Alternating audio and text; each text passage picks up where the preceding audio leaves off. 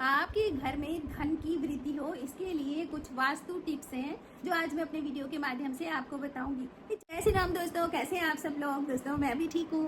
तो दोस्तों आज मैं धन वृद्धि के लिए या आपके घर में जो धन है उसी में बरकत रहे, इसके लिए मैं कुछ वास्तु टिप्स आपको देने वाली हूँ। रोज की तरह यदि आपको मेरा वीडियो पसंद आता है तो दोस्तों मेरे चैनल को सब्सक्राइब करें। मेरे चैनल का नाम है अध्यात्म का विज्ञान। मेरे वीडियो को लाइक करें, कमेंट करें और शेयर भी करें। तो दोस्तों शुरू करते हैं आज का वीडियो। धन लाभ के लिए, धन वृद्धि के लिए वास्तु टिप्स। तो दोस्तों सबसे पहला टिप्स, आपको कभी भी अपने मुख्य द्वार जो आपके मेन डोर है उसके पास कभी भी अंधेरा नहीं रखना है, क्योंकि अंधेरा क्या होता है, नकारात्मक एनर्जी उसके आसपास हो जाती है। जहाँ पर अंधेरा रहता है वहाँ पर नकारात्मक एनर्जी अपना डेरा बनाती है। इसलिए मुख्य द्वार सबसे मुख्य चीज़ है तुम्हारे घर की, जहाँ पर पॉजिटिविटी रहनी चाहिए, यानी कि वहाँ पर हर समय उजाला रहना चाहिए। यहाँ साफ सफाई रहनी चाहिए, उजाला रहना चाहिए। हो पूजा का जब दिया जलाते हैं तो बाहर जाते समय, जब आप बाहर अपने घर से बाहर निकल रहे हैं तो दाहिने हाथ पर एक छोटा सा दिया जरूर जलाएं। कब? प्रदोष काल में, जब थोड़ा थोड़ा अंधेरा होना शुरू हो जाता है। तो दोस्तों पहला। दूसरा, अपने घर में कभी भी कपड़े हों, किताबें हों, घर की चीजें हों, बिखरी हुई ना रखें। दोस्तों बिखरी हुई यानी कि इधर उधर फैली हुई चीजें जो रखी रहती हैं उनमें नकारात्मक एनर्जी का वास होता है। आप कुछ मत करो, 10 मिनट लगा करके घूम घाम के अपने सारे कपड़े कुपड़े तय मार के एकदम चादर वादर ठीक करके रख दो, बस फिर बैठ जाओ। लेकिन आप ये मत सोचो कि आप बैठे हो, आप पड़े हो, लेकिन आपकी चीजें सब बिखरी हुई हैं, तो ये आपके घर की एनर्जी को खराब करती है। तो घर में बिखरा हुआ सामान बिल्कुल ना हो, और जब फालतू का है उसको सीधा बाहर फेंक दो। लेकिन ऐसे नहीं यहाँ से उठाया वहाँ, वहाँ से उठाया वहाँ, और फिर जगह जगह वो चीजें फैल रही हैं। नंबर 3, टूटी हुई तस्वीर, टूटा हुआ कांच, कुछ भी, अपने टूटे हुए कप अपने घर में जैसे ही एक क्रैक भी उस पर आता है तो आप सीधे फेंक दो। कई बार हम फेंकते नहीं, उसको भी अंदर ही रख देते हैं, अरे कभी काम आएगा, क्यों आएगा, सीधा बाहर फेंको। जहां पर चीज टूटी उसको सीधा बाहर, बस कम हो सामान लेकिन अच्छा हो। तो इसलिए ये काम करें कि घर में टूटी फूटी चीजें ना रखें। दोस्तों टूटा हुआ शीशा अगर आपके घर में है, टूटा हुआ कप प्लेट है, तो रिश्ते भी टूटते हैं, रिश्तों में खटास आती है, घर के लोगों में आपस में मेल और प्रेम नहीं रहता है। तो इस तरह से टूटा हुआ सामान बिल्कुल घर में ना रखें। चौथा, घर के खिड़की दरवाजे पूरी तरह से अच्छे से सुबह खुलने चाहिए सारे।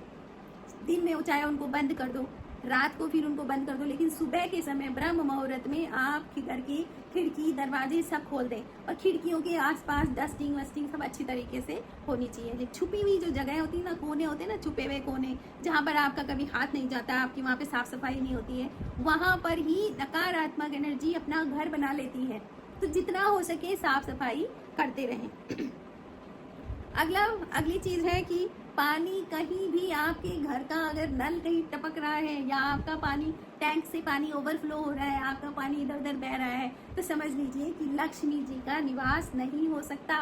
लक्ष्मी जल लक्ष्मी है। देखो जल के जो पौधे हैं ना वो लक्ष्मी, उनको होता है मनी प्लांट को क्यों बोलते हैं मनी प्लांट, मनी धन का प्लांट क्यों है वो मालूम है? क्योंकि वो प्लांट ही पानी का है, उसकी जड़ें हवा में निकलती हैं, वो हवा में भी पानी लेता है, ठीक है ना। तो इसलिए जो भी जल वाले पौधे होते हैं वो मनी से, उनका संबंध पैसे से है, धन दौलत से है ना। कमल, लक्ष्मी जी कमल में के फूल में रहती है, और कमल का है पानी में ही तो है, कीचड़ में, पानी में।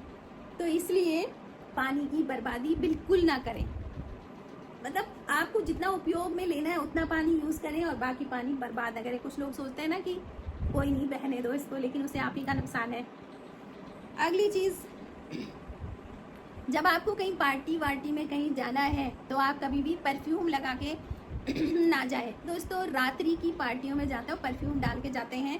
परफ्यूम क्या करता है कि नकारात्मक एनर्जी को अट्रैक्ट करता है।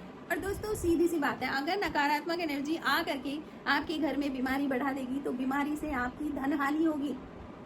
तो धन में बरकत कहाँ से आएगी? आप महीने में 2-3 चक्कर डॉक्टर के पास लगा रहे हो और टेस्ट वेस्ट करवा रहे हो, तो पैसे कहाँ से बचेंगे, है ना। तो ये छोटी छोटी सी चीजें हैं, जो छोटे छोटे वास्तु टिप्स हैं, इनको आपको रखना है ताकि आपको धन लाभ हो। और लाभ तब होगा जो धन आपके पास है वो थोड़ा आपको बरकत देगा तब ना, है ना। तो इन सब चीजों से होगा। घर के मुख्य दरवाजे के सामने आपका किचन का चूल्हा नहीं होना चाहिए।